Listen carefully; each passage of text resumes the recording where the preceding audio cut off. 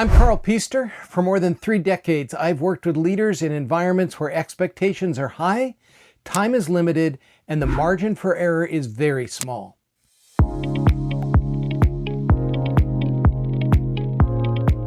And I often hear this comment, some of this conflict shouldn't even exist. It's just common sense.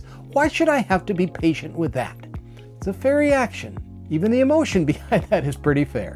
Sometimes something feels obvious to you, and it's very hard to understand why someone else doesn't see it the same way. Let's slow this down though. Common sense, as they call it, is usually not as common as we think. What feels obvious to you is based on your experience, your training, your standards, and your assumptions. Someone else may be operating and probably are operating from a completely different set of perceptions, different background, different priorities, different interpretation of what matters. So what shows up as a, quote, lack of common sense is often a lack of shared clarity. Can I just repeat that? What shows up many times as a lack of common sense is often a lack of shared clarity. That's a really important thing to remember. Now, that doesn't mean you lower your standards. It means you raise clarity and specificity.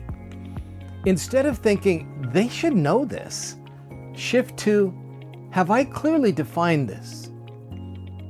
And I might add here, make sure as you define it, that the person you're defining it for is understanding what and how you're defining. Because if you go down a definition that's just your perception, you're just digging the hole deeper. So a question such as, Carl, just talk to me for a second about what the confusion seems to be.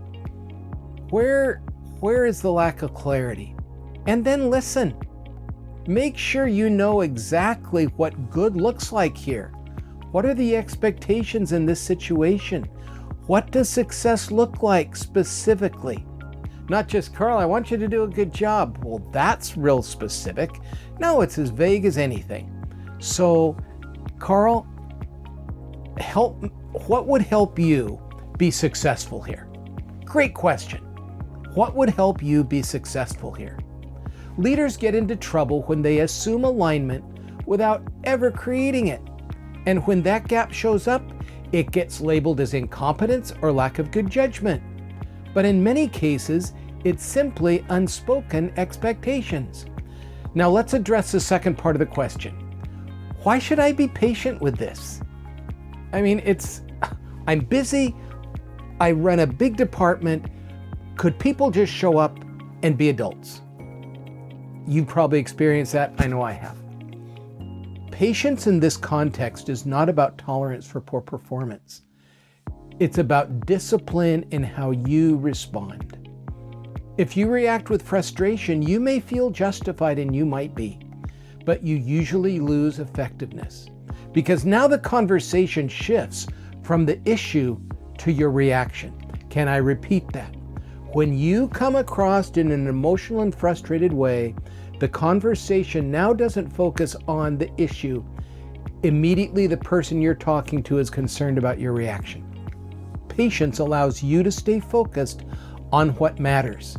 Clarity matters, correction matters, and connection matters so that forward movement can occur.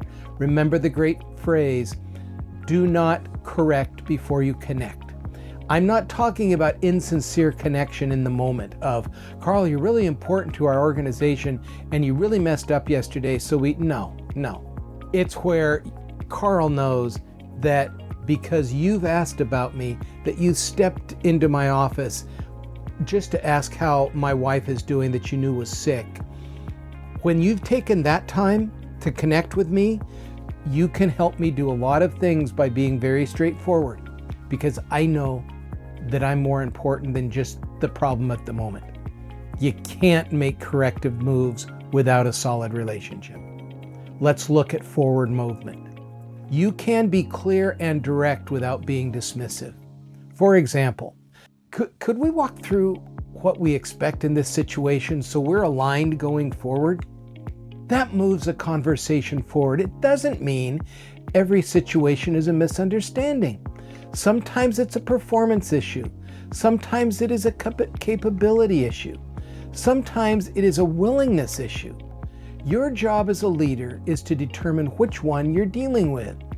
But you don't get there by assuming. You get there by clarifying. Here's a simple framework you can use. First, define the expectations clearly. Help them see that their thinking is just as important as their behavior. Can we repeat that? Help them see that their thinking is just as important as their behavior.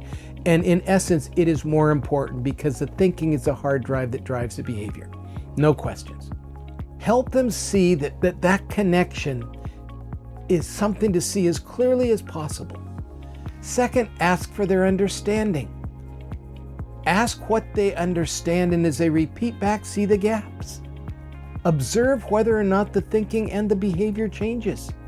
If it doesn't, now you have data. Now you can address performance directly without guesswork. The goal is not to lower the bar. The goal is to make the bar visible. I love that phrase. The goal is not to lower the bar. Oh, well, if we just simplify everything, it just is insulting. No, it's not. It's not. Clarity is never insulting. The goal is to make the bar visible. When expectations are clear, accountability becomes fair.